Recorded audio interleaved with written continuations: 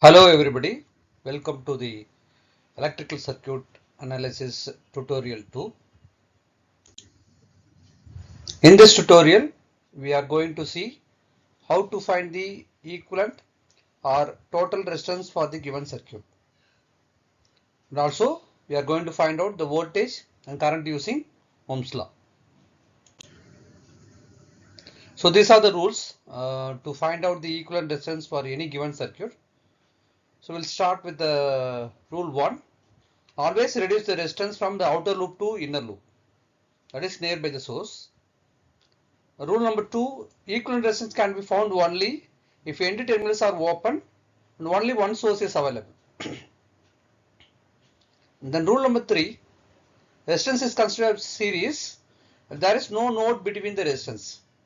That is, the end terminal of the first resistance is connected to the entering terminal of the second resistance. So that is considered as a series resistance. So the example shows how a series resistance is connected.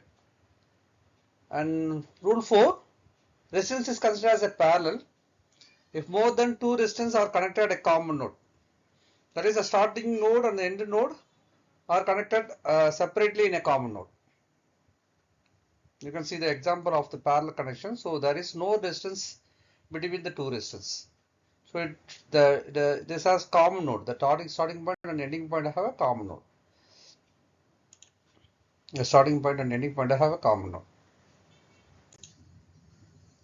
So next one we are going to see how to convert a star to delta conversion. So in the left hand side it is given as star diagram. On the right hand side it is given as a delta diagram. So we can use this formula to find out how to get it from star to delta. This formula is very easy to remember. You can look out the first equation alone. So the same way the remaining two equations are written. RAB. So here RAB equal to RA then plus RB. So whatever the notation given in AB, that we have to put it in sum plus the product of the same term RA RB divided by the left out term RC. So the same way it's written in the remaining two equations also. This way we can convert it from star to delta. Next one, delta to star conversion. So the left hand side is delta and the right hand side is star connection. So RA, RB, RC are the three branches of the delta. So we can find out RA. The same way the two resistors are connected in a common node in a delta connection. We can make this as a product, that is RAB into RCA divided by sum of the resistance. So that is RA point. Similarly, RB is nothing but the adjacent side of the resistance is product and divided by the sum of the resistance. Similarly, the RC also adjacent side of the resistance will be producted and divided by sum of the resistance. So this way we can determine the delta to star conversion. The next one is source transformation. So here on the left hand side we have two circuits. One is a voltage source, then another one is a current source circuit. So here the voltage source is converted to current source using the Ohm's law, that is I equal to V by R. So the I, whatever the I we find it out, or we can put it in this current source value. Similarly, in the next circuit, the current source is given. We are going to convert the current source into voltage source using the same Ohm's law formula. So Vs is equal to Is by R. So S stands for source. So this way, this is the voltage source representation. So you can see one important thing in this source transformation. In voltage source and current source transformation can be done only if resistance is connected in series with the voltage. Then only we can do the source transformation from voltage to current. Similarly, in current transformation, only if resistance is connected in parallel with the current source, then only we can do the voltage transformation. Otherwise, if the resistance is connected in either or way, either it's parallel in voltage source and series in current source, means it should not be able to do. Now we'll go to the first problem. Find the equivalent resistance and total current of the circuit shown below. So this is a circuit given in the question. As I already told you, we always see from the outer loop to inner loop. So here the outer loop is considered as the two 8 ohms are connected in parallel. So we can convert this first circuit into a single resistance. You can see the formula. parallel resistance formula, 8 into 8 divided by 8 plus 8. So that will be 4 ohms.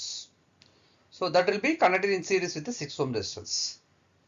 Now if you look out these two branches, 10 ohm and 10 ohms are in connected in series. The 60 ohm and 4 ohms are connected in series. We can join these together. The equation is written here, 16 plus 4 and 10 plus 10. So we can make this as a single resistance as 20 ohm and 20 ohm. Now if you look out the circuit, it will be connected in parallel. Once again we do the parallel operation, then finally we are getting 10 ohms. So the final resistance is 10 ohms. So the 60 volt is connected to 10 ohms. By using the Ohm's law, we can find out the I equal to 6 amps. So next circuit,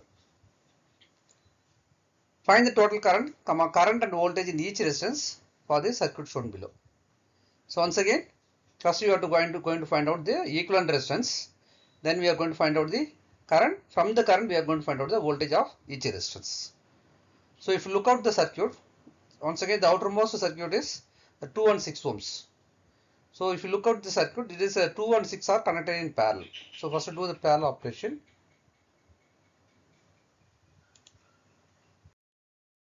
If you look at the circuit, 2 and 6 are connected in parallel. So do the parallel operation, we will be getting 1.5 ohms. That is 1.5 ohms is in series with 18.5. So we can make this two resistance in series. So we will be getting 20 ohms. So this is the circuit what we got it. Now 20 and 5 are parallel once again. So do the parallel operation, then we will be getting 4 ohms. That 4 ohms is in series with 10 ohms. So that will be once again 14 ohms. So finally we are getting the total current as 0.35 amps. Now we are going to find out the current in each branch. So for this, we can apply current division rule. Since we know the total current is 0.35 amps from the source, so the same current is entering in the 10 ohms also. So it is very easy to find out the current in 10 ohms is 0.35. Then, now if you see this circuit, 5 ohm and 2 ohm are connected in parallel. That is a circuit which is previous circuit from this. So we can apply current division rule. So this is the current division rule. Opposite resistance divided by sum of the resistance into total current. So opposite resistance for 5 ohms is 20 amps and divided by sum of the resistance 20 plus 5 will be 0.35. So the answer is 0.28 for 5 ohms. Similarly, the same way we can find out the current in 20 ohms. Opposite resistance divided by sum of the resistance into total current. We can get it the current in 20 and 5 ohm respectively. So now we got the current in the branch what we got in the previous step.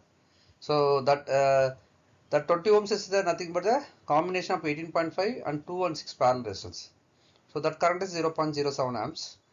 So that is in series. So 18.5 ohms resistance is 0.07. Now that is connected going to the parallel resistance of 2 and 6. So once again apply current division rule. So if I am going to find out the current in 2 ohms means opposite resistance divided by sum of the resistance. Similarly for 6 ohms, opposite resistance is 2 ohm divided by sum of the resistance. You can find out the separate current from I2 ohms and I6 ohms. So finally we got our current in all branch. So with the help of this current, since we know the resistance and current, we can make a product. As per the Ohm's law, we get the voltage respective. You can see the voltage of 10 ohms, 5 ohms, 18.5, 2 ohms, 6 ohms from the original circuit. So multiply the current of the 10 ohms resistance into voltage resistance. Similarly 5 ohms, that current in the 5 ohms into the resistance. The same way we can do for all the remaining things, then we get the voltage of each resistance. The next circuit is delta to star and star to delta conversion circuit.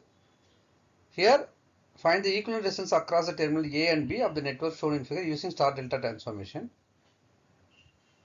First section, if you see this circuit, the inner circuit is like as a triangle. So first what I am doing, we have to convert from delta to star. So delta to star, we've seen in the previous slides, the formula that is a diagonal resistance product divided by sum of resistance. So adjacent resistance divided by sum of resistance. We can find out with the help of the formulas, and finally we got that triangle, that is a delta to then star, we got it. Now you map this circuit into the original circuit. So we will be getting like this. Now 1 ohm, 2 ohms are in series, then similarly 2 and 1.25 ohms are series, 6, 1.6 and 2 are series. Just make it as a single resistance. We got it like this, 3, 3.25, 3.6. Now once again convert into delta.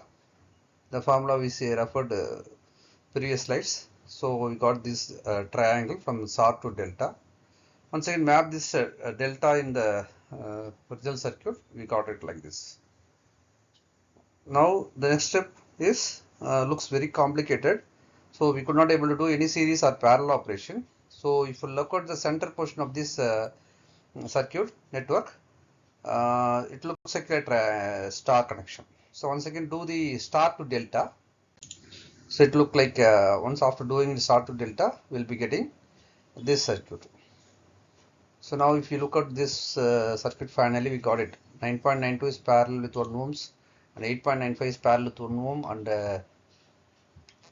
this 10.75 is parallel with 1 ohms. So everything is parallel, just make it parallel. Once you made all these things parallel, you get the corresponding value of 0.908, 0.914 and 0.899 respectively. Now 0.908, that is the first one, this branch, and 0.89 this branch are connected in series. So we just made it an addition operation, 1.807. So that will be parallel with these two resistance. So finally we got it 0.643. So this way we can reduce from star to delta and delta to star. The next circuit, find the current I using current division rule. If you look at the circuit once again, it is a combination of series and parallel. So first we always see the outer loop. The outer loop here is considered as 60 and 30K. Make this as a parallel, what we done in the first problem. Then we'll get the answer like this, that is a 20 kilo ohms. This 20 and 10 are in series, just make it as a single resistance, 30 kilo ohms. Now 30, 25 and 100K, everything is a parallel, make it as a parallel, use the parallel formula and find it out the final resistance. So use this formula. So we got it 12 kilo ohms. Next, the 12 kilo ohms is series with the 3 kilo ohms. So that will be 15 kilo ohms. So applying once again Ohm's law, we got it 15 amps. So but as per this problem, they ask the current in the 60 and 30 kilo ohms. So now the current, we know the total current. Once again apply the current division rule. So we can find out the current in the branch, that is 100K and the another branch resistance. Similarly, the third branch resistance is 10 kilo ohms and 6 and 30 kilo ohms parallel. So this are looks parallel circuit. So now we find it out, apply the current division rule, find out the current in the 30 kilo ohms resistance. So I 30 kilo ohms is opposite resistance once again, by sum of the resistance. We'll be getting the 6 amps. So that is the current flowing in this series circuit. So that 30 kilo ohms once again, 20 kilo ohms is the combination of 60 and 30K, what I mentioned earlier. So 30 kilo ohms current is, we know 6 amps because it is in series. Once again apply current division rule, we got the current in 60 kilo ohm and 30 kilo ohms. So that is the things it asked in the question. So the final problem, reduce the following circuit to the single source. So this is a once again source transformation. Here it is a combination of current source and voltage source. As I mentioned earlier, if a current source is connected with a resistance, similarly if voltage is connected with the resistance, series resistance, we can do the source transformation. At the same time, here if you see the 5 and 7 ohms are connected in parallel but in same direction. So what we can do means we can do the addition operation. So 5 and 7 we can add. If all things are connected in parallel in the same direction means we can add. If it is in opposite direction we can subtract. So 5 plus 7 is in the same direction, we can add. So 12 amps. 3 and 6 are once again parallel. Do the parallel operation, then we will be getting 2 ohms. So the circuit then it look like this, 2 amps and this 2 ohms. The next circuit 10 volt and 2 ohms, right? So now once again what I am doing, once again I am converting this current source into voltage source. So we are getting 24 volt and 2 amps, 2 ohms. Now 24 ohms and 10 volts are in series, 2 ohms and 2 ohms are once again in series. So what we can do means this 24 volt and 10 volts are in opposite direction. So higher potential minus lower potential will be 14 volt. That is mentioned here. Then these two resistors are connected in series, so it will be 4 ohms. So we can put this as a 4 ohm resistance. It is a 4 ohm resistance. So because these two are connected in series. So this is the way we can find out the source transformation and find the final circuit of this. This can be applied for any type of network wherever it is necessary. That's all. Thank you. We see the remaining in the next video. So next video is problem in KVL and KCL.